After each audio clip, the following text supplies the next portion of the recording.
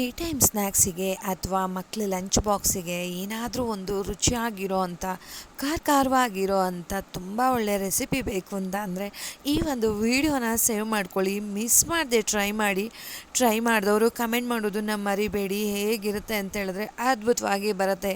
ಎಣ್ಣೆನ ಅಬ್ಸರ್ವ್ ಮಾಡೋದಿಲ್ಲ, ಇನ್ನೂ ಬೇಕು ಅಂತ ಅನ್ನಿಸ್ತಾ ಇರುತ್ತೆ. ಸಕ್ಕತ್ತಾಗಿರೋ ಅಂಥ ಈಸಿಯಾಗಿ ಮಾಡೋ ಅಂಥ ನಿಪ್ಪಟ್ಟು ರೆಸಿಪಿ ಸ್ನೇಹಿತರೆ. ನಾನು ಹೇಳ್ದಾಗೆ ಈಸಿಯಾಗಿ ಮಾಡ್ಬೋದು. ಬನ್ನಿ ಹೇಗೆ ಮಾಡೋದು ನೋಡ್ಕೊಂಡು ಬರೋಣವಾ. ನಾನಿಲ್ಲಿ ಮಿಕ್ಸಿಂಗ್ ಬೌಲನ್ನು ತೊಗೊಂಡಿದ್ದೀನಿ. ಅದಕ್ಕೆ 1 ಕಪ್ಪಷ್ಟು ಮೆಷರ್ಮೆಂಟ್ ಕಪ್ಪಲ್ಲಿ ತೋರಿಸ್ತಾ ಇದ್ದೀನಿ, ನೀವು ಬೌಲ್ ಬೇಕಾದರೂ ತೊಗೊಳ್ಬೋದು. ಅಕ್ಕಿ ಹಿಟ್ಟನ್ನು ಹಾಕ್ತಾ ಇದ್ದೀನಿ. 1/4 ಕಪ್ಪಷ್ಟು ಮೈದಾ ಹಿಟ್ಟನ್ನು ಕೂಡ ಹಾಕ್ತಾ ಇದ್ದೀನಿ. 1 ಕಪ್ಪು ಅಕ್ಕಿ ಹಿಟ್ಟಿಗೆ 1/4 ಕಪ್ಪಷ್ಟು ಮೈದಾ ಹಾಕಬೇಕಾಗತ್ತೆ. 2 ಟೀ ಸ್ಪೂನಷ್ಟು ಚಿರೋಟಿ ರವೆಯನ್ನು ಕೂಡ ಹಾಕೋತಾ ಇದ್ದೀನಿ. ತುಂಬ ಚೆನ್ನಾಗಿ ಬರುತ್ತೆ, ಕ್ರಿಸ್ಪಿಯಾಗಿರುತ್ತೆ. ಬಿಳಿ ಎಳ್ಳು, ಜೀರಿಗೆ, ಅಜ್ವಾನ, ಸ್ವಲ್ಪ ಅದನ್ನು ಈ ಥರ ಹಿಂಗೆ ಕೈನಲ್ಲಿ ರಬ್ ಮಾಡಿಬಿಟ್ಟು ಹಾಕಿ, ತುಂಬ ಚೆನ್ನಾಗಿರುತ್ತೆ ಫ್ಲೇವರು. ಇಲ್ಲಿ ಉರಿಗಡಲೆ ಮತ್ತು ಕಡಲೆ ಬೀಜನ ಸ್ವಲ್ಪ ತರಿ ಮಾಡಿ ಹಾಕಿದ್ದೀನಿ. ಅದು ಸುಮಾರು ಒಂದು 4 ಟೇಬಲ್ ಸ್ಪೂನ್ ಬರುತ್ತೆ. ಸ್ವಲ್ಪ ಇಂಗು, ಕರಿಬೇವಿನ ಸೊಪ್ಪು, ಖಾರಕ್ಕೆ ಬೇಕಾದಷ್ಟು ಅಚ್ಚ ಖಾರದ ಪುಡಿ. ನಾನಿಲ್ಲಿ ಬ್ಯಾಡಗಿ ಮೆಣಸಿನ್ಕಾಯಿನೂ ಕೂಡ ಮಿಕ್ಸ್ ಮಾಡಿ ಹಾಕಿರೋದ್ರಿಂದ ಒಂದು 2 ಟೇಬಲ್ ಸ್ಪೂನಷ್ಟು ಹಾಕ್ಕೊಂಡಿದ್ದೀನಿ. ರುಚಿಗೆ ಉಪ್ಪು.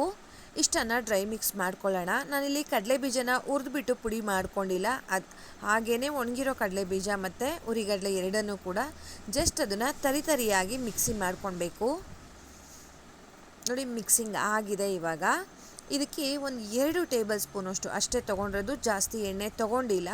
ಒಂದು 2 ಟೇಬಲ್ ಸ್ಪೂನಷ್ಟು ಎಣ್ಣೆಯನ್ನು ಹಾಕೋತಾ ಇದ್ದೀನಿ. ಎಣ್ಣೆ ಸ್ವಲ್ಪ ಚೆನ್ನಾಗಿ ಬಿಸಿಯಾಗಿರಬೇಕು. ನೀವು ನೋಡ್ತಾ ಇದ್ದೀರಲ್ವ, ಈ ರೀತಿಯಾಗಿ ಬಬಲ್ಸ್ ಬರಬೇಕು, ಅಷ್ಟು ಬಿಸಿ ಮಾಡಿ ಇದಕ್ಕೆ ಹಾಕ್ಕೊಳ್ಳೋಣ. ಈ ಥರ ಎಣ್ಣೆ ಬಿಸಿ ಮಾಡಿ ಹಾಕೋದ್ರಿಂದ ಕ್ರಿಸ್ಪಾಗಿ ಬರುತ್ತೆ, ತುಂಬ ಚೆನ್ನಾಗಿ ಬರುತ್ತೆ, ಗಟ್ಟಿ ಆಗೋದಿಲ್ಲ. ಈ ಕಟುಗ್ಲು ಅಂತ ಹೇಳ್ತೀವಲ್ವ, ಆ ರೀತಿ ಆಗೋದಿಲ್ಲ. ಸ್ವಲ್ಪ ಬಿಸಿ ಇರೋದ್ರಿಂದ ನೋಡಿ ಈ ಥರ ಸ್ಪ್ಯಾಚುಲಾದಲ್ಲಿ ಮಿಕ್ಸ್ ಮಾಡ್ತಾ ಇದ್ದೀನಿ. ಇವಾಗ ಕೈನಲ್ಲಿ ಮಿಕ್ಸ್ ಮಾಡೋಣ. ಚೆನ್ನಾಗಿ ಹೊಂದ್ಕೊಳ್ಳುತ್ತೆ, ಕೈನಲ್ಲಿ ಮಿಕ್ಸ್ ಮಾಡೋದ್ರಿಂದ ಚೆನ್ನಾಗಿ ಹೊಂದ್ಕೊಳ್ಳುತ್ತೆ. ನೋಡಿ, ಈ ರೀತಿಯಾಗಿ ಶೇಪ್ ಬರಬೇಕು. ಕೈನಲ್ಲಿ ಈ ಥರ ಉಂಡೆ ಕಟ್ಟಿದ್ರೆ ಶೇಪ್ ಬಂದಿದೆ ಅಂದರೆ ತುಂಬ ಚೆನ್ನಾಗಿದೆ ಅಂತ ಹೇಳಿಬಿಟ್ಟು ಇವಾಗ ಸ್ವಲ್ಪನೇ ನೀರನ್ನು ಹಾಕ್ಕೊಂಡು ಚಪಾತಿ ಹಿಟ್ಟಿನ ಹದಕ್ಕೆ ಕಲಿಸ್ಕೊಳ್ಳೋಣ. ನಾವು ಕೈನಲ್ಲಿ ಕಲಸಿದ್ರೇ ತುಂಬ ಚೆನ್ನಾಗಿ ಬರೋದು. ನೋಡಿ, ಈ ರೀತಿಯಾಗಿ ಚಪಾತಿ ಹಿಟ್ಟಿನ ಹದಕ್ಕೆ ಕಲಿಸ್ಕೊಂಡಿದ್ದೀನಿ. ಇವಾಗ ಇದನ್ನು ನೀವು ಚಿಕ್ಕ ಉಂಡೆ ಬೇಕಾದರೂ ಮಾಡಿ ಒಂದೇ ಸಲ ನಿಪ್ಪಟ್ಟನ್ನು ಬೇಕಾದರೂ ಮಾಡ್ಕೊಳ್ಬೋದು. ಇಲ್ಲ ದಪ್ಪ ಉಂಡೆಯನ್ನು ತಗೊಂಡು ನಾವು ಚಪಾತಿ ಥರ ಲಟ್ಟಿಸ್ಬಿಟ್ಟು ನಾವು ಆಮೇಲೆ ಯಾವ ಸೈಜಲ್ಲಿ ಬೇಕೋ ಆ ಸೈಜಲ್ಲಿ ನಾವು ಇದನ್ನು ಕಟ್ ಮಾಡ್ಕೊಳ್ಬೋದು. ನೋಡಿ, ನಾನು ಇದನ್ನು 4 ಭಾಗ ಮಾಡ್ಕೊಂಡಿದ್ದೀನಿ. ಇವಾಗ ಇದನ್ನು ಲಟ್ಟಿಸ್ತಾ ಹೋಗ್ತೀನಿ. ನಾನು ದೊಡ್ಡದಾಗಿಯೇ ಲಟ್ಟಿಸ್ತಾ ಇದ್ದೀನಿ, ಒಂದೊಂದು ತುಂಬ ಟೈಮ್ ತೊಗೊಳುತ್ತೆ ಅಂತ ಹೇಳಿಬಿಟ್ಟು ನಾನು ದೊಡ್ಡದಾಗಿಯೇ ಲಟ್ಟಿಸ್ತಾ ಇದ್ದೀನಿ. ನೀವು ಇದನ್ನು ಟ್ರಾನ್ಸ್ಪರೆಂಟ್ ಕವರ್ ಹಾಕ್ಕೊಂಡು ಬೇಕಾದರೂ ನೀವು ಲಟ್ಟಿಸ್ಕೊಳ್ಬೋದು. ತುಂಬ ತೆಳುವಾಗಿ ಲಟ್ಟಿಸೋದೇನು ಬೇಡ, ಒಂದು ಮೀಡಿಯಮ್ ಆಗಿ ಇರಬೇಕು. ನಾನು ತೋರಿಸ್ತಾ ಹೋಗ್ತೀನಿ, ಎಲ್ಲೂ ಕೂಡ ವಿಡಿಯೋನ ಸ್ಕಿಪ್ ಮಾಡಬೇಡಿ. ನೋಡಿ, ನಾನು ಲಟ್ಟಿಸ್ಬೇಕಾದ್ರೆ ಹಿಟ್ಟನ್ನು ಏನೂ ಹಾಕ್ಕೊಂಡಿಲ್ಲ. ಕಲಿಸ್ಬೇಕಾದ್ರೆ ಹದ ಒಂದು ನೀಟಾಗಿ ಬಂತು ಅಂತ ಹೇಳಿದ್ರೆ, ಪರ್ಫೆಕ್ಟಾಗಿ ಬಂತು ಅಂತ ಹೇಳಿದ್ರೆ ತುಂಬ ಚೆನ್ನಾಗಿ ಬರುತ್ತೆ ಲಟ್ಟಿಸ್ಬೇಕಾದ್ರೆ ಎಲ್ಲ. ನಾನಿಲ್ಲಿ ಈ ರೀತಿ ಗ್ಲಾಸನ್ನು ತೊಗೊಂಡು ಮಾಡ್ತಾ ಇದ್ದೀನಿ. ಇದು ತುಂಬ ಚೆನ್ನಾಗಿದೆ ಶೇಪು. ಅದಕ್ಕೆ ಶೇಪ್ ಅನ್ನೋದಕ್ಕಿಂತ ಸೈಜು ಕರೆಕ್ಟಾಗಿ ಬರುತ್ತೆ, ಅದಕ್ಕೋಸ್ಕರ. ನೋಡಿ, ಇವಾಗ ಎಕ್ಸ್ಟ್ರಾ ಇರೋದನ್ನು ತಗೊಂಡ್ಬಿಡ್ತಾ ಇದ್ದೀನಿ. ನೋಡಿ, ಈ ರೀತಿ ಬರುತ್ತೆ, ಇಷ್ಟು ಬರುತ್ತೆ ಸೈಜು. ನಮಗಿಲ್ಲ ದೊಡ್ಡದಾಗಿ ಬೇಕು ಅಂತ ಹೇಳಿದ್ರು ಕೂಡ ನೀವು ದೊಡ್ಡದಾಗಿರೋವಂಥ ಬಾಕ್ಸ್ ಕ್ಯಾಪ್ ಆಗ್ಬೋದು, ಬೌಲ್ ಆಗ್ಬೋದು, ಮುಚ್ಚಳಗಳು ಆಗ್ಬೋದು ತೊಗೊಂಡು ನೀವು ಕಟ್ ಮಾಡ್ಕೊಳ್ಬೋದು. ನೋಡಿ, ಇವಾಗ ಎಣ್ಣೆನ ಮೀಡಿಯಮ್ ಫ್ಲೇಮ್ನಲ್ಲಿ ಬಿಸಿ ಮಾಡ್ಕೊಂಡಿದ್ದೀನಿ. ನಾವು ಎಣ್ಣೆಗೆ ಸ್ವಲ್ಪ ಹಾಕ್ತಾ ಇದ್ದೀನಿ ಹಿಟ್ಟನ್ನು, ಅದು ಹಾಕಿದ ತಕ್ಷಣ ಮೇಲೆ ಬರಬೇಕು, ಆವಾಗ ಚೆನ್ನಾಗಿ ಎಣ್ಣೆ ಕಾದಿದೆ ಅಂತ ಹೇಳಿಬಿಟ್ಟು. ಆ ಎಣ್ಣೆಗೆ ಎಷ್ಟು ಇಡಿಸುತ್ತೆ ಅಷ್ಟು ನಿಪ್ಪಟ್ಟನ್ನು ಹಾಕ್ಕೊಂಡು ಫ್ರೈ ಮಾಡ್ಕೊಳ್ಳೋಣ. 2 ಸೈಡು ಫ್ರೈ ಮಾಡಬೇಕಾಗತ್ತೆ. ಇಲ್ಲಿ ನಮಗೆ ಬಬಲ್ಸ್ ಎಲ್ಲ ಕಡಿಮೆ ಆಗ್ತಾ ಬರುತ್ತೆ, ಅಲ್ಲಿ ತನಕನೂ ಕೂಡ ನಾವು ಇದನ್ನು ಫ್ರೈ ಮಾಡಬೇಕಾಗತ್ತೆ. ಇದು ಎಣ್ಣೆ ಏನು ಜಾಸ್ತಿ ಅಬ್ಸರ್ವ್ ಮಾಡ್ಕೊಳ್ಳೋದಿಲ್ಲ ಸ್ನೇಹಿತರೆ. ಇದು